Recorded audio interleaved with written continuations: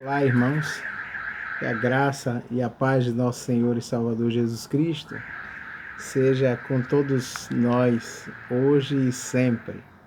Uma alegria, mais uma vez, ter esse privilégio de conversar sobre a Palavra de Deus, quando a gente vê que vivemos num tempo onde as pessoas falam muito, conversam muito, usam a prerrogativa da fala ao extremo, através dos meios de comunicação, como este que nós estamos usando hoje, mas percebemos que muito pouco do que se é falado traz verdadeiramente edificação e sentido para a vida dos seres humanos.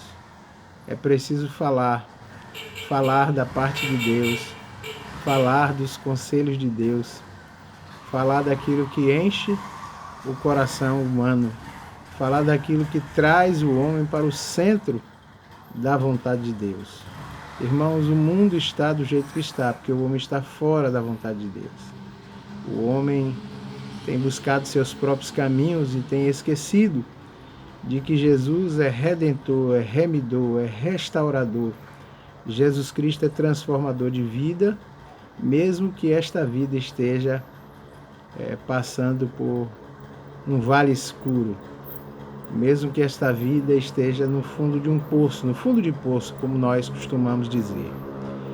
Eu gostaria de compartilhar com os amados, nesta hora, aquele texto que se encontra na Palavra de Deus, que se encontra em 1 Coríntios, capítulo 10, versículo 13, diz assim a Palavra de Deus. Vamos abrir a Palavra de Deus, que diz algo que é muito conhecido de todos nós, um texto que é muito edificante, particularmente para a minha vida. Diz assim: não veio sobre vós nenhuma tentação que não fosse humana, mas Deus é fiel e não deixará que sejais tentados além do que podeis resistir. Pelo contrário, juntamente com a tentação, providenciará uma saída para que possais suportar. Então, esse texto, o apóstolo Paulo escrevendo a sua primeira carta à igreja de Corinto, foram várias cartas que ele escreveu, essa foi a primeira. Ele trata da questão da tentação, ou podemos dizer, provação na vida do cristão, né? Então a palavra de Deus é clara quando ela diz que por vários momentos da nossa vida nós vamos enfrentar momentos onde nós seremos provados, né? Nós seremos tentados. Então, quando nós fazemos uma retrospectiva da história das Escrituras, a gente percebe que vários servos de Deus foram provados. O exemplo é José, está lá em Gênesis capítulo 39, quando a palavra de Deus diz que ele foi vendido pelos seus irmãos, porque os seus irmãos o odiavam por conta dos seus sonhos, por conta do seu pai ter uma preferência a ele, e ele foi vendido, e lá no Egito ele foi levado à casa de Potifar, e ele passou por momentos muito difíceis. O próprio Jesus diz a palavra que ele foi tentado em todas as áreas da vida, mas a Bíblia faz questão de dizer que ele não pecou. Então, irmãos, o problema não é ser tentado, o problema não é ser provado. O que importa é como nós vamos reagir, ou como estamos reagindo às provações, às tentações nas nossas vidas. Na maioria das vezes, as pessoas, quando passam por situações difíceis, elas reagem com o desespero. E o que é o desespero? Eu gostei dessa definição de desespero, que diz: desespero é um estado emocional de extrema tensão, de ansiedade e medo. Não é assim que muitas vezes nós ficamos? Eu fico imaginando José, ali um adolescente, sendo levado naquela caravana de ismaelitas, sem saber o que aconteceria com ele ali à frente. No entanto, Deus estava preservando a vida de José, e Deus estava guardando a vida dele como está guardando a sua vida e a minha vida.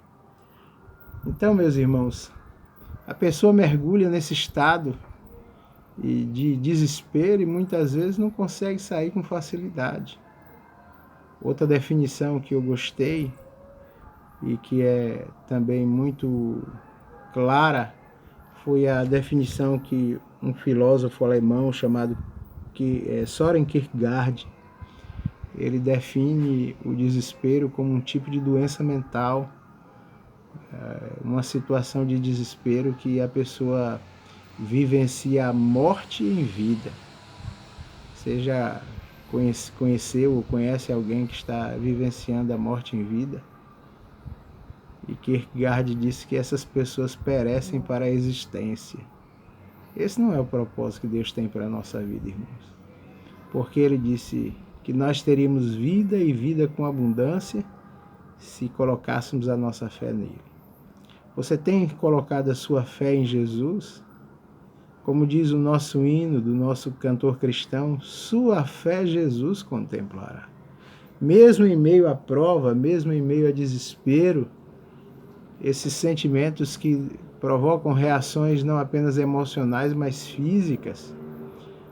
A pessoa aí em desespero, na tensão da provação, a pessoa fica com aquela respiração curta e, sabe, não reflete direito no que vai fazer e como vai agir. Deus quer que você pare por um momento. Deus quer que você respire fundo e veja quão grande providência Ele tem dado à sua vida.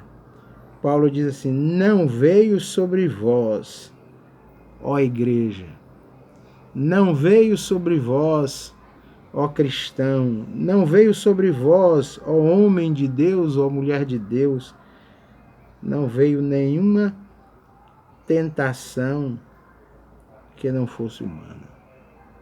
Deus não nos dá situações subhumanas, desesperadoras. Isso me faz lembrar que o apóstolo Paulo também, escrevendo aos Coríntios, ele disse que teve situações que ele desesperou até da própria vida. Situações que ele disse, olha, não tem jeito, é chegada a hora de partirmos, vamos morrer. Mas ele diz, Deus que conforta os abatidos. Deus que consola os abatidos e faz com que a nossa alma, irmãos, possa cantar, faz com que a nossa alma possa exaltá-lo ainda no vale. Eu gosto muito de um hino que ele diz, haverá paz no vale para mim, nem a sombra da noite ali eu verei, porque haverá paz no vale para mim. Então você tem experimentado desta verdade do Senhor, que Ele é fiel. Veja o que o apóstolo Paulo diz, ele diz, não veio sobre vós tentação que não fosse humana, mas Deus é fiel e não deixará que sejais tentados além do que você possa resistir. Deus sabe que você é feito de carne e osso. Deus sabe que eu e você temos pés de barro. Deus sabe que nós não podemos nos sustentar sozinhos, é preciso a ajuda dele. Mas uma coisa que ele quer, desculpe, é que nós reconheçamos ele em todos os nossos caminhos. Que no desespero nós possamos buscá-lo, mas antes do desespero que nós também possamos colocar ele no centro da nossa vida. Porque muitas vezes o que acontece conosco é que quando a gente está lá, sabe, no pico do monte, podemos dizer assim, muitas vezes nós não lembramos tanto de Deus, mas só vamos lembrar dele quando nós estamos nos vales. Então, irmãos, uma verdade que a palavra de Deus nos diz, Deus é fiel. Ele não é homem para que minta, ele não é filho do homem para que se arrependa. Sabe, Deus não se arrepende ter nos escolhido, ter nos chamado para ser seu povo, para ser seus servos. Deus não se arrepende no sentido de que ele está, estou arrependido de ter escolhido esse povo para andar comigo. Não, Deus está presente porque Ele é fiel em todo momento e Ele está cuidando de nós ainda quando nós não enxergamos. Receba essa palavra em nome de Jesus.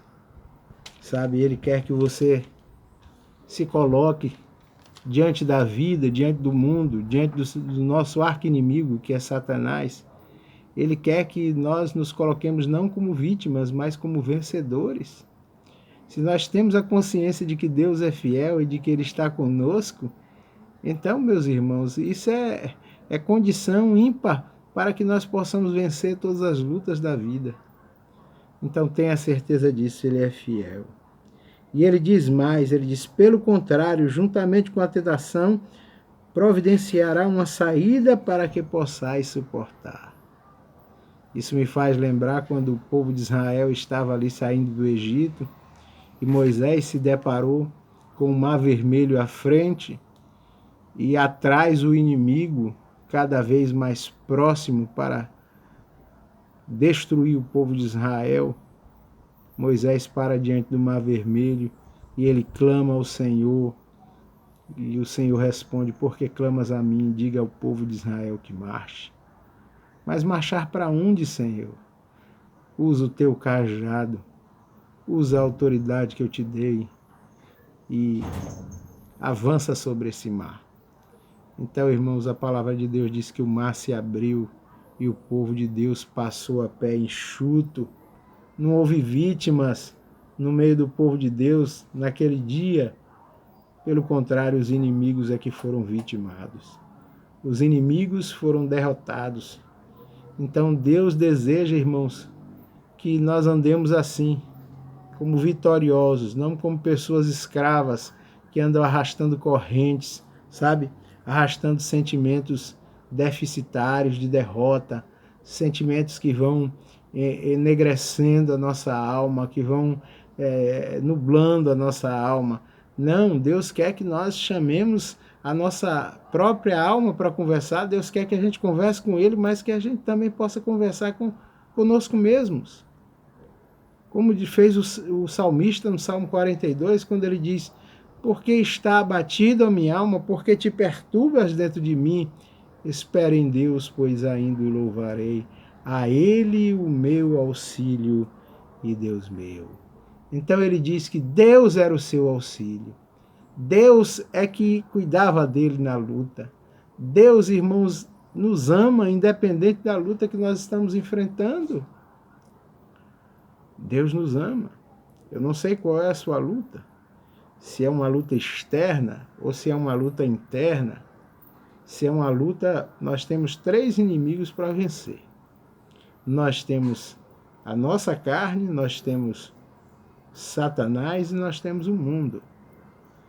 Desses 3 inimigos, o mais difícil de vencer é a nossa carne. Porque a nossa carne nos chama para ser complacentes conosco mesmo. A nossa carne quer nos colocar como coitadinhos. A nossa carne quer, ou seja, a nossa velha natureza deseja que nós demos vazão ao pecado, demos vazão aos nossos sentimentos mais primitivos da vida velha, de quando nós não conhecíamos a Jesus. O que a carne quer é isso, que a gente dê vazão ao pecado e que a gente possa proferir aquilo que o insensato diz, né? Diz o insensato no seu coração, não a Deus. Quantas pessoas estão se sentindo aí vazias de Deus, órfãs de Deus, e de fato estão assim porque estão longe de Deus, estão dando ouvido à voz da sua carne. Quantos estão lutando aí uma batalha ferrenha contra o diabo, né, com as suas armadilhas? Paulo fala lá em Efésios capítulo 6, que nós não devemos ignorar as astutas ciladas do inimigo. Mas mesmo assim, irmãos, diante dessas tentações, dessas provas, nós sabemos que Deus vai nos dar livramento. Deus vai dar livramento. Então, quando Paulo traz essa palavra ao seu povo, à igreja ali em Corinto. Ele quer gerar esperança no coração dos crentes ali em Corinto. Sabe, ele quer que aqueles crentes focassem a sua visão, o seu olhar em Deus. E esse é o meu desejo nesta noite, que eu e você possamos colocar os nossos olhos em Deus, naquele que nos criou, naquele que está conosco, naquele que vai providenciar livramento. Estamos passando por uma tempestade muito difícil, esse vírus avançando dia após dia, mas Deus está no controle de tudo. Nós vamos vencer essa pandemia em nome de Jesus. Vamos vencer e a igreja vai seguir adiante, porque é assim que o Senhor quer. Receba essa palavra, se fortaleça mais e mais. Creia neste Deus que é fiel. Creia neste Deus da providência.